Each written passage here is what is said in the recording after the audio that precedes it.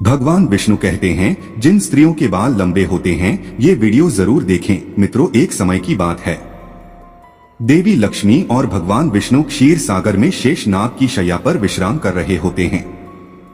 तभी देवी लक्ष्मी भगवान विष्णु से पूछने लगती है, हे प्रभु, स्त्री के शरीर का वह ऐसा कौन सा अंग है जिससे उसका सौभाग्य जुड़ा हुआ होता है? कृपया आप मुझे स्त्रियों के शरीर के अंगों के शुभ लक्षणों के विषय में विस्तार से बताइए। तब भगवान विष्णु देवी लक्ष्मी को मुस्कुराते हुए कहते हैं, हे देवी, आज तुमने बहुत ही महत्वपूर्ण प्रश्न किया है। इस संसार में एक स्त्री का महत्व सबसे बढ़कर होता है। अलग अलग अवस्थाओं में स्त्री अपना कर्तव्य निभाती है। कन्या के रूप में वह पिता के घर में सौभाग्य लेकर आती है, एक पत्नी के रूप में अपने ससुराल में सौभाग्य लेकर जाती है और एक माता के रूप में अपनी संतान को सौभाग्य प्रदान करती है, किंतु वह पत्नी के रूप में ही अपना सर्वश्रेष्ठ कर्तव्य निभाती है।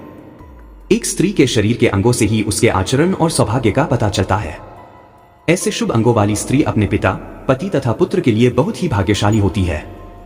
हे देवी, आज तुमने जो प्रश्न किए हैं उन सभी प्रश्नों का उत्तर देने से पूर्व मैं तुम्हें एक महान सती का इतिहास सुनाता हूँ।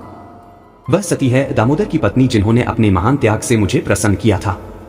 हे देवी, जो भी मनुष्य इस महान कथा का श्रवण करता है उसके समस्त पापों का और उसकी दरिद्रता का नाश होता है। इसीलिए आप इस कथा को ध्यान से पूरा जरूर सुनना, देवी लक्ष्मी कहती है। हे प्रभु, आप मुझे उस महान सती की कथा अवश्य सुनाइए, मैं इस कथा को ध्यान पूर्वक सुनूंगी। भगवान विष्णु कहते हैं, हे देवी, पूर्व काल की बात है। कांची नगर में भक्त दामोदर दास और उनकी पत्नी निवास करते थे। उनके घर में उन दोनों के अलावा अन्य कोई नहीं था। दोनों ही परम दयालु और श्रद्धालु थे। उन दोनों की प्रकृति अत्यंत उदार थी। दोनों ही परम संतोषी और भागवत भक्त थे। दामोदर प्रतिदिन गांव से भिक्षा मांग कर लाते और उनकी पत्नी भोजन बनाया करती थी। यदि उनके द्वार पर कोई अतिथि आता तो वे उसकी सेवा करते, उसे भोजन कराने के बाद ही भोजन किया करते थे। यदि कोई अतिथि नहीं आता तो वे पशु पक्षियों को उनका भाग देकर भगवान का नाम लेकर बड़े ही प्रेम से भोजन का आनंद लेते थे। उनके मन में किसी भी प्रकार का द्वेष और अहंकार नहीं था। उन्हें भिक्षा में जो कुछ भी मिल जाता उसी से वे दोनों ट्रा करते थे, अधिक की कामना भी नहीं करते थे। यदि उन्हें भिक्षा भी नहीं मिलती तो भी वे ईश्वर का धन्यवाद करते हुए शांति से जल पी कर सो जाया करते थे। उनके पास असंतोष और अशांति भटक भी नहीं पाती थी। उनके अंदर भगवान के प्रति दृढ़ विश्वास और श्रद्धा थी, इसीलिए उन्होंने कभी अपनी गरीब परिस्थिति के लिए भगवान को नहीं कोसा। फिर एक दिन दामोदर दास भिक्षा मांगने के लिए घर से निकलते हैं। द्वार द्वार भटकने पर भी किसी ने भिक्षा नहीं दी। उस दिन उन्हें अन्न का एक दाना भी नहीं मिला, जिससे निराश होकर दामोदर दास अपने घर पर आ गए और अपनी पत्नी से कहने लगे, हे प्रिय, आज तो भिक्षा में अन्न का एक दाना भी नहीं मिला। लगता है आज के दिन भूखा ही सोना पड़ेगा। शायद प्रभु की भी यही इच्छा है। फिर उतने में ही उनके द्वार पर एक अतिथि आ जाता है और द्वार पर खड़ा होकर कहने लगता है, घर में कौन है भाई? मैं अतिथि हूँ और अत्यंत भूखा हूँ, मुझे खाने के लिए कुछ दो, मैं तुम्हारे द्वार पर बड़ी आशा लेकर आया हूँ। दामोदर ने देखा कि द्वार पर एक अत्यंत वृद्ध बूढ़ा व्यक्ति खड़ा है जो बहुत ही कमजोर और भूखा दिखाई पड़ रहा था। उसे देखकर दामोदर दास ने उन्हें प्रणाम किया और इस प्रकार से कहने लगे, हे स्वामी, पधारिए, इस गरीब के घर पर आपका स्वागत है। इस दास के लिए क्या आज्ञा है? फिर उस बूढ़े साधु ने कहा, हे विप्रवर, मैंने सुना है कि तुम अतिथि का बड़े आदर के साथ स्वागत करते हो तथा उन्हें भोजन प्रदान करते हो। तुम्हारे द्वार से कोई भी प्राणी लौटकर नहीं जाता, इसीलिए मैं तुम्हारे द्वार पर आया हूँ। तुम भगवान विष्णु के बड़े भक्त हो, इसीलिए मुझे विश्वास है कि तुम मुझे खाने के लिए कुछ ना कुछ अवश्य दोगे। इसीलिए मैं मुट्ठी भर अन्न पाने के लिए तुम्हारे द्वार पर आया हूँ। कृपा करके मेरी भूख मिटाओ। मैं भूख से अत्यंत व्याकुल हो रहा हूँ। कई दिनों से मैंने भोजन नहीं किया है। मेरे अंदर अब चलने फिरने की भी शक्ति नहीं है। यदि मुझे अन्न नहीं मिला तो मैं तुम्हारे द्वार पर ही प्राण त्याग दूंगा। उस बूढ़े साधु के ऐसे वचन सुनकर दामोदर दास को बहुत दुख हुआ। फिर दामोदर दास ने उस बूढ़े साधु को सहारा देते हुए घर के अंदर बुलाया। दामोदर ने अपनी पत्नी से कहा, हे प्रिय, घर पर अतिथि आए हैं, उनके लिए भोजन का प्रबंध करना होगा। यह सुनते ही दामोदर की पत्नी ने कहा, हे स्वामी, घर में मिट्टी की फूटी हुई खाली हांडी के अलावा कुछ नहीं है। घर में अन्न का एक दाना भी नहीं है। हमें तो भूखा रहते हुए 2 दिन बीत गए हैं। अब इस अतिथि को हम क्या खिलाए? आज भी आप भिक्षा में कुछ भी नहीं लाए हैं। दामोदर कहने लगे, हे प्रिय, यह बूढ़े साधु अत्यंत भूखे हैं, चलने में असमर्थ है। ये बड़े सौभाग्य से हमारे घर पर पधारे हैं। यदि हम अपने घर पर आए अतिथि की सेवा नहीं करेंगे तो हमें महापाप लगेगा। अतिथि को हम घर से भूखा नहीं भेज सकते। दामोदर की पत्नी मन ही मन भगवान से प्रार्थना करते हुए कहने लगी, हे गोविंद, इतनी कठोर परीक्षा क्यों ले रहे हैं? फिर अगले ही क्षण उस सती के मन में एक योजना आई और वह बड़ी प्रसन्न हुई। उसने अपने पति से कहा, हे नाथ, आप चिंता न कीजिए, आज अतिथि की सेवा बड़े प्रेम से होगी। आप पड़ोस से कैंची लेकर आइए। ये बात सुनकर दामोदर को आश्चर्य हुआ और वे तुरंत ही दौड़ कर गए और पड़ोस से एक कैंची लेकर आ गए और कहने लगे, हे प्रिय, ये लो कैंची, अब बताओ इससे अतिथि की सेवा कैसे होगी? दामोदर की पत्नी ने कहा, हे स्वामी, आप इस कैंची से मेरे केश काट लीजिए। यह बात सुनते ही दामोदर अचानक से चौंक गए और कहने लगे, हे देवी, स्त्री के केश ही उसके सबसे बड़े आभूषण होते हैं। केश के बिना स्त्री का सौभाग्य और चरित्र भी नष्ट हो जाता है। स्त्री के लंबे केस ही उसकी सुंदरता के प्रतीक होते हैं। मैं यह पाप नहीं कर सकता, दामोदर की पत्नी ने जोर देते हुए कहा है। स्वामी, आप चिंता ना कीजिए, शायद यही प्रभु की इच्छा है। आप निसंकोच होकर केश काटिए। फिर दामोदर ने कांपते हुए हाथों से चारों ओर केश छोड़कर सारे केश काट लिए। दामोदर की पत्नी ने उन केशों को लेकर उनसे एक डोरी बना दी और कहा, हे स्वामी, आप इस डोरी को लेकर बाजार में जाइए और इसे बेचकर भोजन की सामग्री लेकर आइए। फिर दामोदर दास उस डोरी को लेकर बाजार गए। सौभाग्य से वह डोरी तुरंत ही बिक गई। उसे प्राप्त धन से दामोदर ने चावल, दाल, आटा, घी, चीनी और सब्जी आदि सभी आवश्यक सामग्री खरीद ली और उसे लेकर बड़ी ही प्रसन्नता से लौटकर घर आ गए।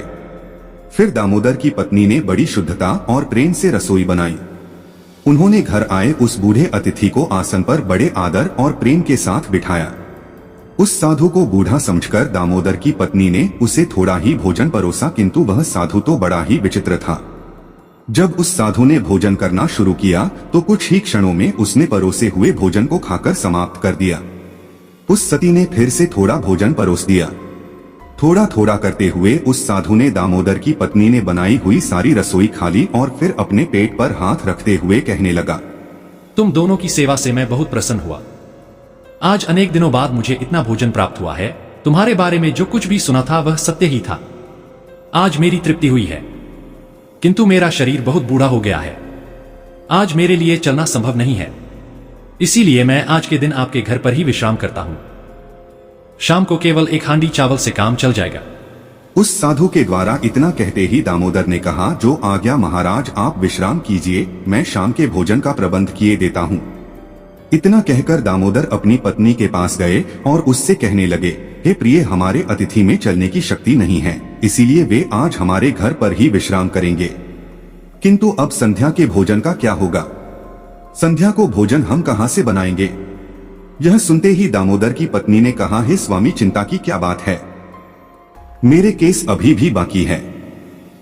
आप फिर से मेरे कैश बेचकर बाजार से सामग्री लेकर आइए। फिर से कैंची चली, सती के केश टूटे और उससे रस्सी बनी। दामोदर फिर से उस रस्सी को लेकर बाजार में गया। सौभाग्य से वह भी बिक गई और उसने उस धन से भोजन की सामग्री खरीद ली और लेकर घर लौटकर आ गया। दामोदर की पत्नी ने शाम का भोजन बनाया और उन्होंने अतिथि को आदर से आसन पर बिठाया और भोजन परोसा। अतिथि ने थोड़ा थोड़ा करते करते एक एक चावल छट कर लिया और देखते ही देखते सारा भोजन खा लिया। फिर वह बूढ़ा अतिथि कहने लगा, अरे भाई, आज बहुत थक गया हूँ, रात के लिए यहीं पर सो जाता हूँ, सुबह उठकर चला जाऊंगा। यह सुनकर दामोदर ने कहा, ठीक है महाराज, आपकी जैसी इच्छा, आप आज हमारे घर पर ही विश्राम कीजिए। वह बूढ़ा अतिथि दामोदर के घर पर ही विश्राम करने लगा। दामोदर और उसकी पत्नी दोनों ही उस बूढ़े अतिथि की सेवा करने लगे, उनके चरण दबाने लगे। चरण दबाते दबाते रात बीतने लगी। वह अतिथि भी सो गए। वे बड़े ही विलक्षण साधु थे। असलियत में तो वे तीनों लोगों के स्वामी थे, किंतु उन्हें उस दामोदर के घर पर पत्तों के बिस्तर पर सोकर अपार शांति और सुख की अनुभूति हो रही थी। साक्षात भगवान विष्णु ही वृद्ध का वेश धारण करके दामोदर के घर पर विश्राम कर रहे थे।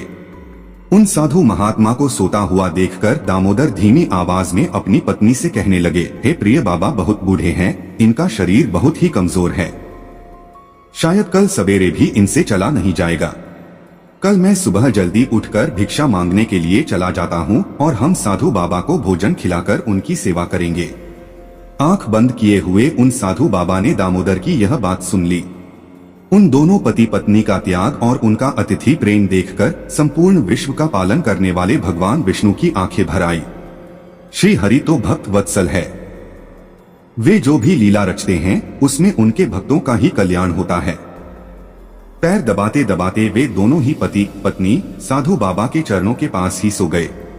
फिर साधु बाबा ने उस दामोदर की पत्नी के सिर पर हाथ फेर दिया।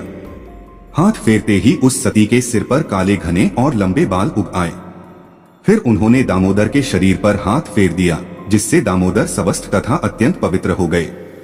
भगवान ने दामोदर की झोपड़ी में दृष्टि घुमाई तो वह उसी क्षण में एक विशालकाय महल में बदल गई।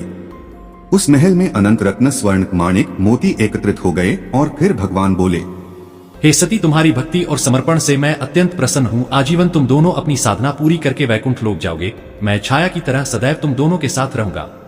इतना कहकर भगवान विष्णु उस स्थान से अंतर ध्यान हो गए। कुछ देर बाद जब दामोदर की पत्नी की नींद खुली तो वहां का नजारा देखकर वह आश्चर्यचकित हो गई। कल की सारी घटना उसको याद थी। अचानक से केस कैसे उगाए? ये दुर्लभ वस्त्र, आभूषण, अनमोल रत्न या महल अचानक कहां से आ गया? उसने तुरंत ही अपने पति को जगाया। जब दामोदर ने यह सब चमत्कार देखा तो उसे भी अपनी आंखों पर विश्वास नहीं हुआ। वे दोनों ही एक दूसरे की ओर देखकर सोच में पड़ गए। फिर दामोदर ने अपनी पत्नी से कहा, हे प्रिय, कल हमारे घर पर आए हुए वह बूढ़े साधु कहाँ पर गए? मुझे कहीं दिखाई नहीं दे रहा है। दोनों ने उन साधु महात्मा को चारों ओर देखा, लेकिन वे उन्हें कहीं पर भी दिखाई नहीं पड़े। दामोदर ने हर्ष से प्रफुल्लित होकर अपनी पत्नी से कहा, हे प्रिय, वे कोई सामान्य अतिथि नहीं थे, वे साक्षात करुण सिंधु भगवान विष्णु ही थे। यह सारी विभूति सुदामा की तरह ही उन्होंने हमें भी प्रदान की है। हम दोनों ही उन्हें समझ नहीं पाए। भगवान विष्णु कहने लगे, हे देवी, इस प्रकार से दामोदर की पत्नी ने एक स्त्री के सबसे महत्वपूर्ण आभूषण का त्याग करके अपनी भक्ति की परीक्षा दी। एक स्त्री के लिए उसके केश सबसे महत्वपूर्ण आभूषण है। केश गंगा के समान पवित्र हैं। स्त्री के बाल लंबे होने से उसे सौभाग्य की प्राप्ति होती है। स्त्री के गर्दन में 4 अंगुल नाप की साफ 3 रेखाएं हो तो वह गहनों से सजी रहती है। जिस स्त्री की भाव है ऊंची कोमल सूक्ष्म आपस में मिली हुई वह धनुष के समान है, वह भी सुख व सौभाग्य देने वाली होती है। भगवान विष्णु के अनुसार यदि किसी महिला का चेहरा गोल होता है और उसकी नाभि दाएं और झुकी हुई है, वो आगे जाकर भाग्यशाली होती है और प्रसिद्धि प्राप्त करती है। तो मित्रों, इस प्रकार से भगवान विष्णु ने देवी लक्ष्मी को स्त्री के लंबे बालों का महत्व बताया है। मित्रों, वीडियो अच्छी लगी तो लाइक करें और चैनल को सब्सक्राइब करें और कमेंट बॉक्स में जय श्री विष्णु जरूर लिखें। वीडियो के अंत तक बने रहने के लिए धन्यवाद।